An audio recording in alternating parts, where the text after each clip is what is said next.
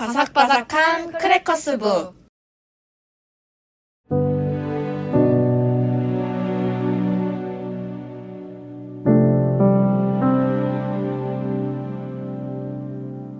안녕하세요. 글지마 작가님, 제인입니다.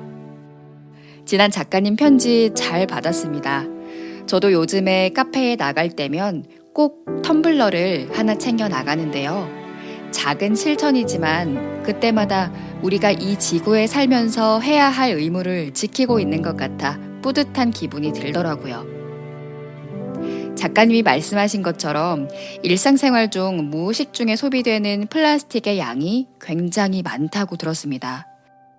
모든 순간 우리가 항상 지구에 대한 의무를 지키는 것은 어려울지라도 우리가 사용하는 플라스틱이 분해되는 데까지 최소 500년이라는 굉장히 긴 시간이 걸린다는 사실과 환경오염에 대한 현 상황을 인지하는 것이 가장 중요한 일이라는 생각이 들었습니다. 작가님이 제게 일상에 활기를 불어넣어줄 가정을 좋아하는지 질문해 주셨죠.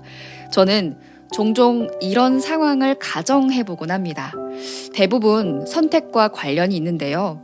예를 들어 마이클 샌델의 정의란 무엇인가에서 이런 상황을 가정하며 문제를 제시하죠. 당신은 전차 기관사이다. 브레이크가 고장나서 질주하는 전차를 철로 앞에 인부 5명을 향해 그대로 갈 것인가? 혹은 전차를 비상철로로 돌려 1명의 인부를 희생시킬 것인가? 당신의 선택은? 이런 선택에 관한 가정을 좋아합니다. 물론 이 이야기는 일어나지 않아야 할 극단으로 치닫는 최고의 딜레마일지도 모르지만요. 내 삶에서 내가 중요하게 생각하는 윤리적 가치, 그리고 경제적 가치, 사회, 심리적 가치를 탐구할 수 있을 만한 선택에 관한 가정이라면 저는 즐겨하는 편입니다. 왜냐하면 최선의 삶을 고민하는 것과 관련이 있기 때문인데요. 모든 상황을 가정해보고 또 고려해보고 탐구해보면서 약간의 희열도 느끼는 편입니다. 선택이라고 하니 최근에 읽은 책 하나가 생각났어요. 빅터 프랭클의 죽음의 수용소에서인데요.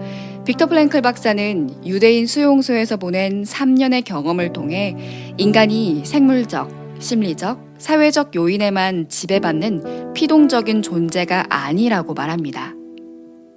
최악의 상황에서도 자신의 굳건함으로, 자신의 생각으로 나아갈 길을 선택할 수 있는 정신적 자유를 가진 존재라고 말하죠.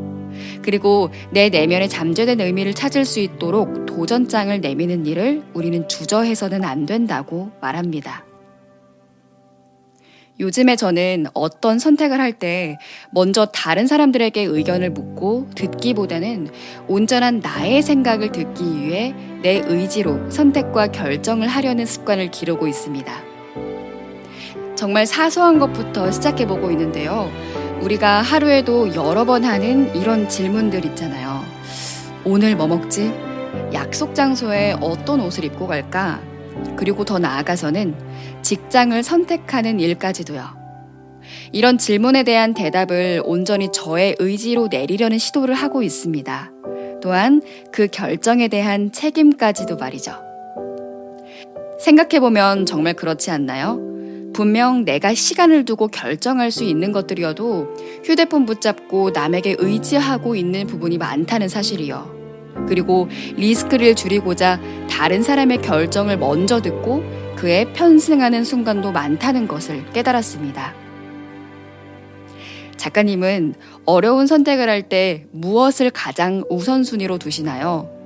워낙 현명하신 작가님이라 어느 정도 대답은 예상이 되지만 답변을 작가님에게 직접 듣고 싶습니다. 이번 주 비바람이 몰아치고 나서 살을 에릴 만큼 기온이 뚝 떨어졌습니다.